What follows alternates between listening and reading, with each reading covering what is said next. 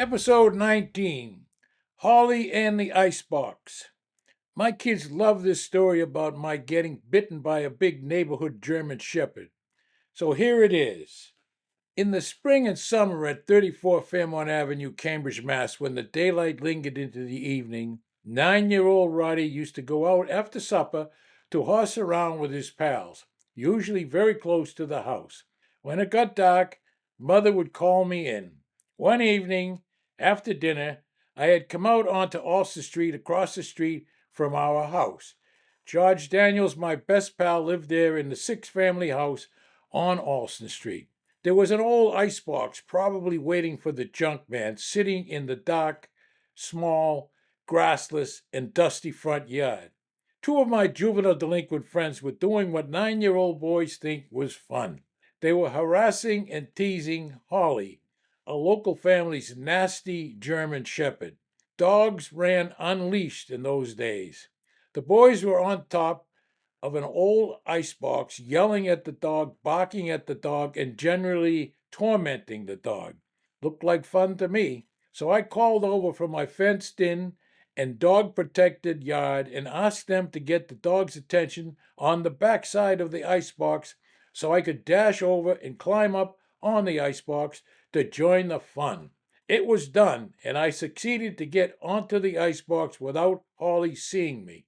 We continued to drive the dog nuts with a stick and other methods of torture.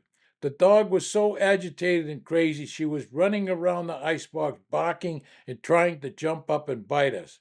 We were a little afraid, but thought we were invulnerable, so we continued the fun. Then that always inconvenient and this time possibly deadly call came from my wonderful mother from our second floor cold water flat window. Roddy!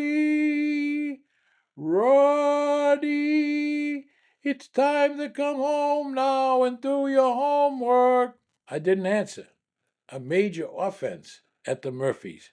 She called again. Roddy! Roddy! Come in right now. Little Roddy was thinking, oh boy, what am I going to do?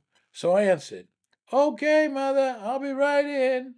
But I saw no way to get from the icebox to my yard without getting attacked by that riled up, angry dog. So I stalled. Another, more impatient call came from my mother. A little later, I did not answer. Then I heard the worst threat a kid heard in those days. Roddy, if you don't come in now, I'll tell your father, and if he has to come out and get you, you're in big trouble. So under pressure, I set up a dangerous reversal of my entrance onto the icebox. My pals would get Holly's attention on the back side of the icebox, as before, by beating the stick on that side. The dog would go over to that side to be engrossed in trying to eat my two pals from that angle. I would then jump off the icebox on the opposite side and do a 25-yard dash for my yard. All was agreed, and off I went. The gate to my yard was closed as I jumped down and ran. The dog heard the noise, dashed around, and made a beeline for his running 9-year-old tormentor. I got to the gate and almost to my back door before the dog fastened his teeth upon my backside and ripped off some buttock meat.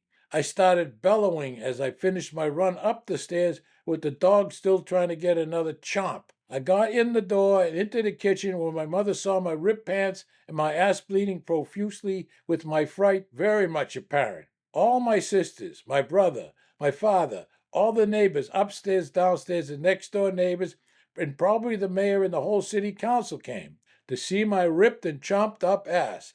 I think tickets were sold for the show. Probably the Blessed Sacrament School nuns were invited also. Maybe the Globe and the Herald news reporters were there too. It was a spectacle. It was very embarrassing for me, but I suppose a very humorous break in their dull lives. I was taken to the emergency room at the Cambridge City Hospital. They knew me by a nickname, Roddy, since I was a regular patron.